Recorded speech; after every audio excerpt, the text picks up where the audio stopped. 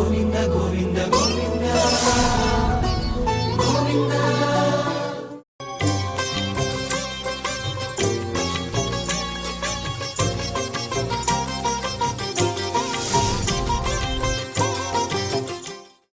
విమలపటి కమలకుటి పుస్తక రుద్రాక్షసస్తహస్తపుటి కామాక్షి పక్ష్మలాక్షి కలిత విపంచి విభాసి వైరించి.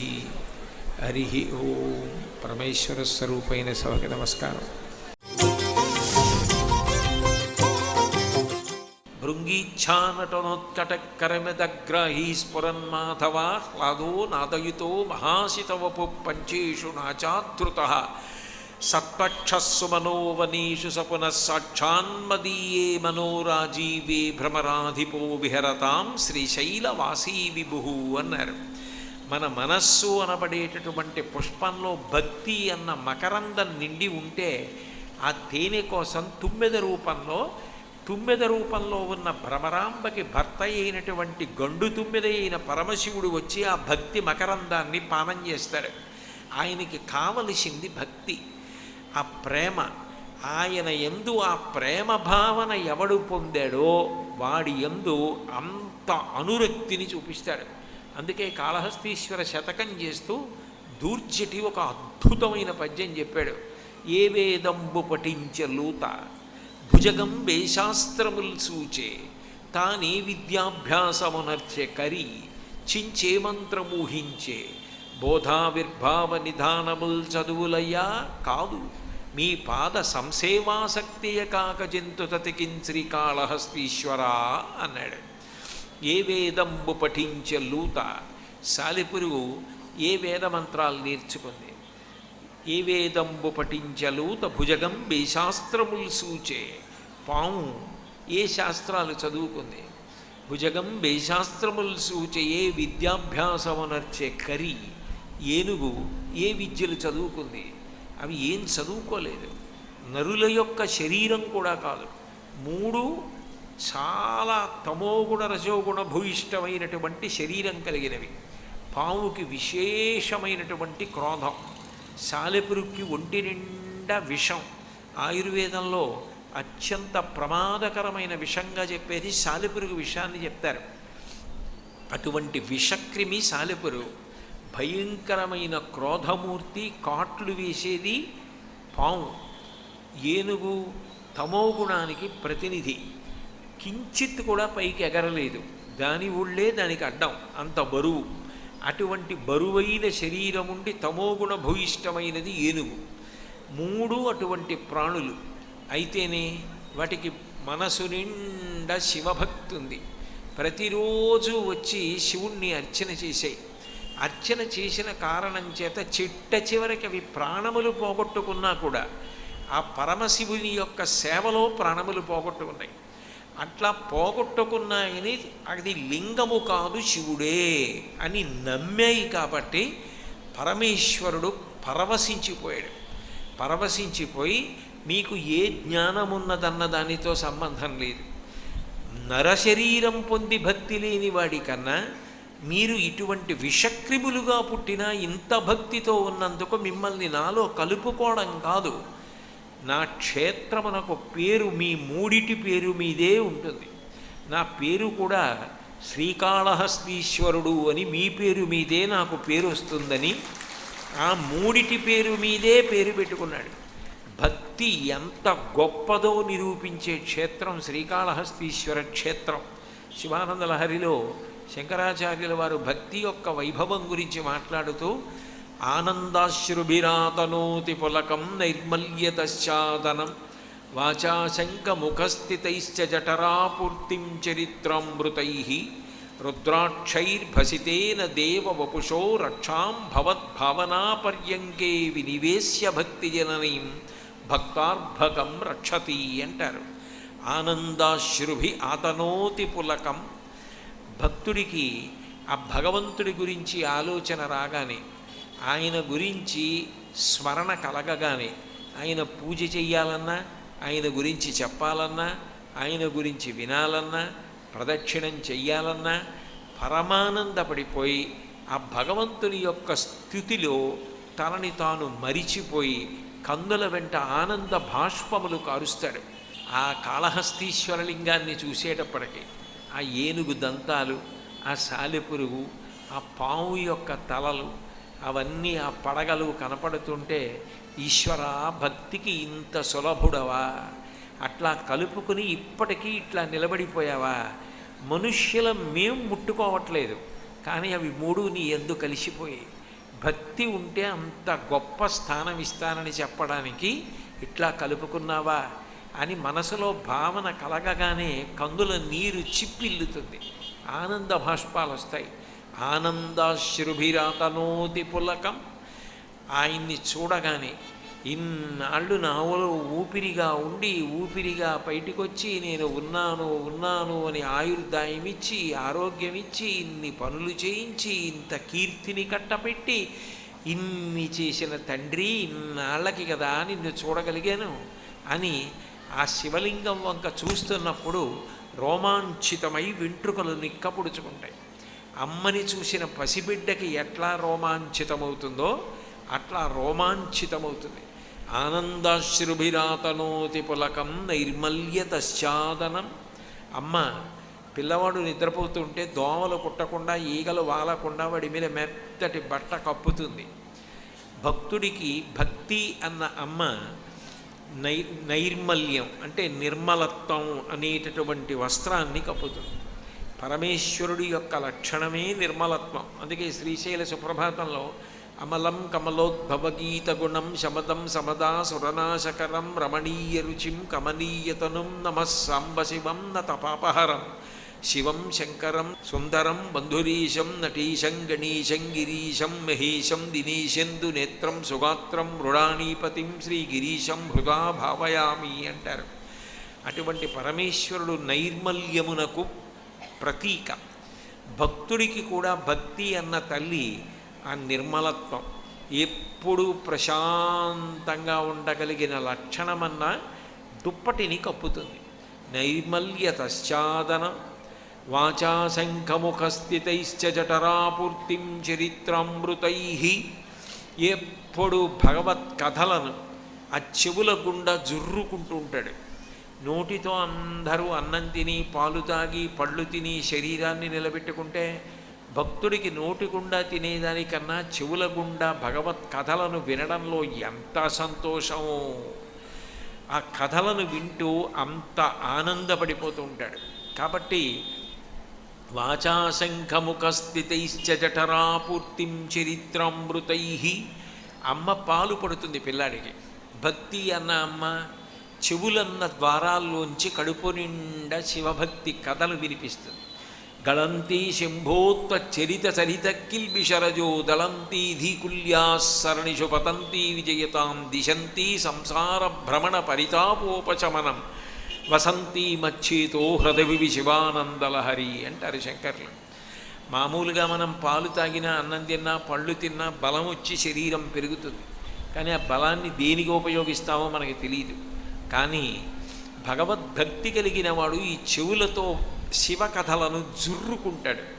ఆ శివకథ లోపలికి వెళ్ళి ఒక తటాకంలా నిలబడితే దుమ్ము ధూళి రజోగుణం తమోగుణం అణిగిపోయి ఇన్నాళ్ళు సంసార చక్రంలో తిరిగిన వాడికి శాంతి కలిగి సంసార చక్రము నుండి విడుదల పొందుతాడు.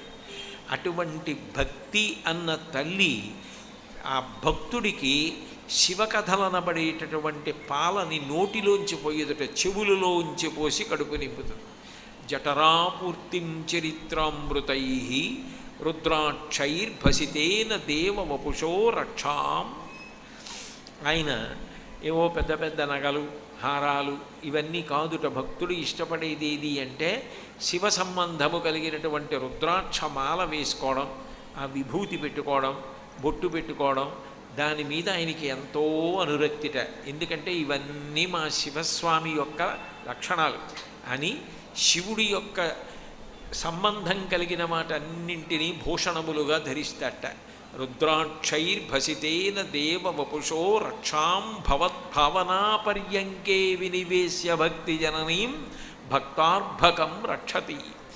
అమ్మ అర్భకుడైనటువంటి పసిపిల్లవాడిని ఊయలలో పడుకోబెట్టి ఊపి పాట పాడినట్టే భక్తి అన్న తల్లి భక్తుడు ఎప్పుడు భగవత్ సంబంధమైన ఆలోచనలతోనే ఉంటాడు. ఏదో తలుచుకుంటూ ఉంటాడు, ఏదో పద్యం, ఏదో శ్లోకం, ఏదో ఘట్టం మనసులో తలుచుకుని ఆనందపడిపోతూ ఉంటాడు. ఆ ఊపిరి తీసి ఊపిరి విడిచేటప్పుడు ఆ స్మరణలన్న ఉయ్యాలలో భగవద్ దర్శనం చేస్తూ ఊగుతూ ఉంటాడు. భక్తుడే ఊగుతాడు ఆ భగవత్ స్మరణలన్న ఉయ్యాలలో. ఆ భక్తి అన్న తల్లి అట్లా ఊపుతుంది భక్తుడన్న అర్భకుడిని. అర్భకుడని ఎందుకన్నారంటే ఏమీ తెలియని వాడెవరో ఆయన అర్భకుడు.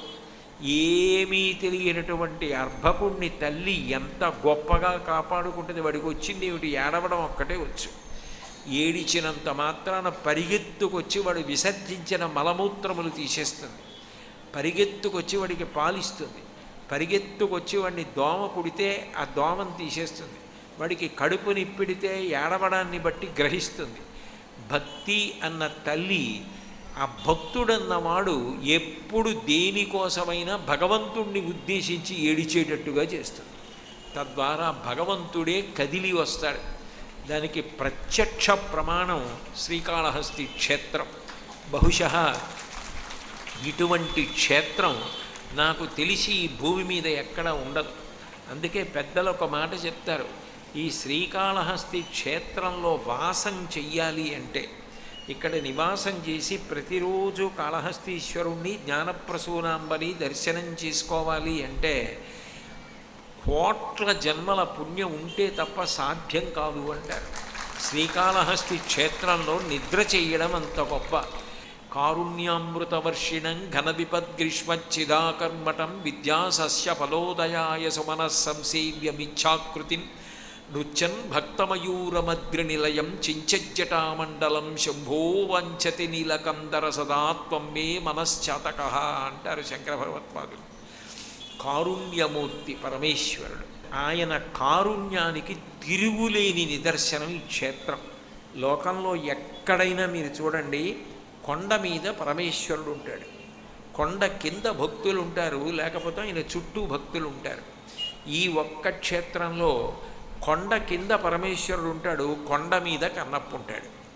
భక్తుణ్ణి కొండ మీద కూర్చోబెట్టాడు, తాను కొండ కింద కూర్చున్నాడు. తన ఆలయంలో తెర తీసేటప్పటికీ తాను మొట్టమొదట చూడాలనుకునేది ఎవరిని అంటే ఆ కన్నప్పని. ఆ కన్నప్ప అంటే ఆయనకి అంత ఇష్టం. ఆ భక్తి ఆయనకి కావలసినది కేవలము భక్తి. ఆయనకి పటాటోపం కాదు కావలసింది. నీ మనసు ఆయన దగ్గర పెడితే, నీ మనసు నిండా ఆయన నిండినది నిజమైతే నీ వెంట పరిగెత్తడానికి ఆయన సిద్ధంగా ఉంటాడు. దానికి ఉదాహరణ కన్నప్ప చరిత్రయే. శంకరాచార్యులు వారు శివానందలహరి చేస్తూ భక్త కన్నప్ప గురించి ఒక అద్భుతమైన శ్లోకం చేశారు. ఇప్పటికీ భక్తి గురించి చెప్తే పెద్దలు ఆ శ్లోకాన్నే చెప్తారు. మార్గావర్తిత పాదుకా పశుపతే రంగస్య కూర్చాయతి గండూషాంబు నిషేచనం పురరిపోర్ దివ్యాభిషేకాయతి కించిత్ భక్షితమంశశేషకబలం నవ్యోపహరాయతి భక్తి కిం న కరోత్యహో వనచరో భక్త్యావతంసాయకి. భక్తి ఎంత గొప్పది అంటే కన్నప్ప అట్లా తిరుగుతూ తిరుగుతూ ఈ అరణ్య మధ్యం, ఇదంతా అరణ్యంగా ఉన్న రోజుల్లో కాళహస్తీశ్వర లింగాన్ని చూశాడు. చూసి ఆయన కేవలం నల్ల రాయను లింగమను అనలేదు. మా తండ్రి శివయ్య ఇక్కడ కూర్చుని ఉన్నాడు, స్వామి ఏమైనా తిన్నావా అన్నాడు. నేను కడుపు నిండా తిన్నాను అనుకోండి, ఏమండి మీరు ఏమైనా తిన్నారా అని అడిగారు అనుకోండి, చటుక్కుని మీరు ఏమైనా తెస్తారేమో తినడానికన్నా భయం కొద్దీ అయ్యో తిన్నానండోయ్ అంటాను. నేనేం తినలేదనుకోండి, మీరు ఏమైనా పెడితే బాగుండు అని నాకు అనిపిస్తోంది అనుకోండి, ఏమండి ఏమైనా తిన్నారా అన్నారనుకోండి, నేను నవ్వు నవ్వి ఊరుకుంటాను. అయ్యో ఏమీ తినలేదా, 9 అయిపోతోంది రండి ఇంద్రు కానీ అంటారా అనరా మీరు? అప్పుడు అంటే నిశ్శబ్దంగా ఉన్నాడు అంటే ఏమీ తినలేదని గుర్తు. శివుడు ఏం మాట్లాడలేదు. అయ్యో శివయ్య ఏం మాట్లాడటం లేదు, ఏమీ తినలేదా, ఉండు నీకేమైనా పట్టుకొస్తాను, వేట దొరకగానే ముందు నీకు పెట్టి నేను తింటానన్నాడు. అంటే ఆయన శివుణ్ణే చూశాడు తప్ప అది ఏదో రాయి లింగం ఇలా ఆయన అనలేదు. అది శివుడే అన్నాడు. గబగబా వేటకెళ్ళాడు. ఏం చేస్తాడో చూద్దాం అనుకున్నాడు పరమేశ్వరుడు. ఏదో మృగం దొరికింది, దాన్ని వేటాడాడు. ఇప్పుడు దాన్ని కాల్చాడు. కాల్చి శరీరంలో ఎక్కడ మాంసం అయితే బాగా కమ్మగా ఉంటుందో చూద్దామని దాన్ని ముక్కల కింద కోసి కురికి చూశాడు. ఏదో శరీరంలో ఒక చోట మాంసపు ముక్క కమ్మగా అనిపించింది. శివ, దీని శరీరంలో ఈ మాంసం కమ్మగా ఉంది, ఇది నీకు పెడతానని ఓ చేతిలో ధనస్సు, చెప్పులు, చేతిలో ఆ ఎంగిలి మాంసం ముక్క కట్టుకుని పరిగెడుతున్నాడు. చటుక్కుని గుర్తొచ్చింది, ఈ శివుడికో లక్షణం ఉంది, ఎప్పుడూ స్నానం చేస్తాడు. అస్తమానం స్నానమే, స్నానం చేయకుండా తినడం. కాబట్టి స్నానం చేయాలంటే నీళ్లు ఉండాలి. నమస్తే అస్తు భగవన్ విశ్వేశ్వరాయ మహాదేవాయ త్రయంబకాయ త్రిపురాంతకాయ త్రికాగ్నికాలాయ కాలాగ్నిరుద్రాయ నీలకంఠాయ మృత్యుంజయాయ సర్వేశ్వరాయ సదాశివాయ శ్రీమన్మహాదేవాయ నమః అంటూ చేస్తారు. ఆ నీళ్లు పొయ్యాలి. ఇప్పుడు ఆ నీళ్ళు ఎక్కడవి? గబగబా సువర్ణముఖరి నది దగ్గరికి వెళ్ళాడు. ఎలా పట్టుకెడతాడు? ఓ చేతిలో ఎంగిలి మాంసం ముక్కుంది, ఓ చేతిలో ధనస్సు ఉంది. అందుకని పుక్కిట పట్టాడు నీళ్లు. పుక్కిట్లో నీళ్లు పట్టుకుని పరిగెత్తుకుంటూ శివాలయంలోకి వెళ్ళాడు. తొందరగా శివుడికి పెట్టేయాలి. ఆ శివలింగం మీద ముందు రోజు పూజ చేసిన పువ్వులు కనపడ్డాయి. ఆ పువ్వులు తీసేయాలి. శివాలయంలో పువ్వులు తీయాలి అంటే మెత్తటి కూర్చ, బ్రష్ అంటారు కదా, దాంతో తీస్తారు. మార్గావర్తిత పాదుకా పశుపతే రంగస్య కూర్చాయతి. శివ, ఇంతకన్నా ఇప్పుడు నాకు కూర్చ కనపట్టలేదు, నీకు ముందు తొందరగా నేను అన్నం పెట్టాలని కాలికున్న చెప్పు తీసి శివలింగం మీద ఉన్న పువ్వులు తీసేశాడు. పరమేశ్వరుడు అన్నాడు, ఒరే, ఇంత గొప్ప కూర్చపెట్టి పువ్వులు తీసిన వాడిని నేను చూడలేదురా అన్నాడు. రంగస్య కూర్చాయతి గండూషాంబు నిషేచనం పురరిపోర్ దివ్యాభిషేకాయతే. ఆ నోట్లో ఉన్న ఎంగిలి నీళ్లు శివలింగం మీద ఉవిశాడు. అయిందా అభిషేకం, తింటావా ఇప్పుడు అన్నాడు. పరమేశ్వరుడు అన్నాడు, అబ్బో, ఇంత దివ్యమైన అభిషేకం ఇప్పటిదాకా నాకు ఎవరూ చెయ్యలేదురా అన్నాడు. కించిత్ భక్షిత మాంసశేష కబళం. తాను ఎంగిలి చేసి ఉమ్ముతో ఉన్నటువంటి మాంసం ముక్క పట్టుకొచ్చి అక్కడ పెట్టి తింటావా తినవా అని హఠం చేశాడు.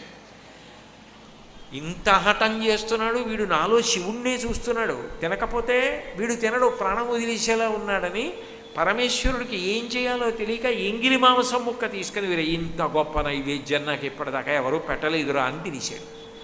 నవ్యోపహారాయతి కించిత్ భక్షితమాంసశేష కబళం నవ్యోపహారాయతే భక్తి కిం న కరోత్యహో వనచరో భక్త్యావతంసాయకే.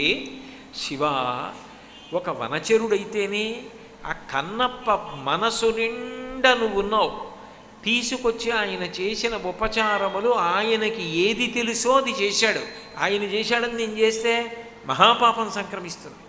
ఆయనకి తెలుసున్నది చేశాడు, కానీ తెలుసున్నది చేసేటప్పుడు శివుడే అన్న ప్రేమతో చేశాడు.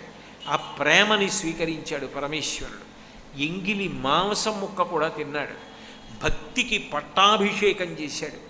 నాకు కావలసింది భక్తి, ఆ భక్తి ఉన్న చోట అంత పెద్ద పీట వేస్తానన్నాడు అని స్వీకరించాడు. ఈ శ్లోకం చదివి దూర్జటి చదవకుండా ఎట్లా ఉంటాడు మహానుభావుడు? దూర్జటి ఆగలేకపోయాడు.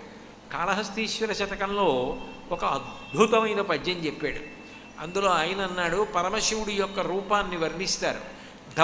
ధవళవపుషమిందోర్మండలే సన్నివిష్టం భుజగవలయహారం భస్మదిగ్ధాంగమీశం మృగయ పరశు పాణిం చారు చంద్రార్ధమౌళిం హృదయ కమల మధ్యే సంతతం చింతయామి అంటారు. పరమేశ్వరుడు ఒక చేతిలో గండ్రగొడ్డలు పట్టుకుంటాడు, ఈ చేతిలో జింకని పట్టుకుంటాడు. ఈ జింక కళ్ళు తిప్పుతుంది. ఆ కళ్ళు తిప్పేటప్పుడు ఎంత అందంగానో కళ్ళు తిప్పుతుంది. దానికి ఆ కళ్ళు అంత అందంగా తిప్పడం ఎందుకు వచ్చిందో శంకరాచార్యులు గారు వేరొక స్తోత్రంలో చెప్పారు.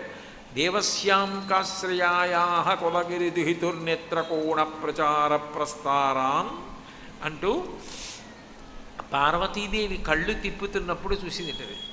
చూసి అమ్మవారు ఎంత బాగా కళ్ళు తిప్పుతోందో అని ఇలా శివుడు పట్టుకుంటే ఎడం పక్కన పార్వతీదేవి కదా అర్ధనారీశ్వర స్వరూపంలో, ఆవిడ కళ్ళు తిప్పడాన్ని ఇది కూడా బాగా అనుకరించి నేర్చుకుదిట.